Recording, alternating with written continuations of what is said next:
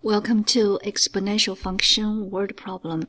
If you prefer to read all by yourself, please pause this video, then come back. We can discuss this word problem. Xiao Xiao, that's a beautiful Chinese name, announced her baby birth on social media. The first day, 1,000 people learned about the good news. And afterward, each day, the number of people who read about news tripled, which means the next day is 1,000 times 3. And the next day is the previous day times 3. And next day, let's copy down the previous day. And then times 3. And then we can keep writing like that. Now, we're going to write exponential function in the form of y equals a times b to the x power.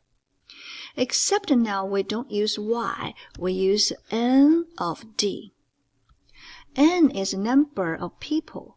D is days. So the days, the time is our input.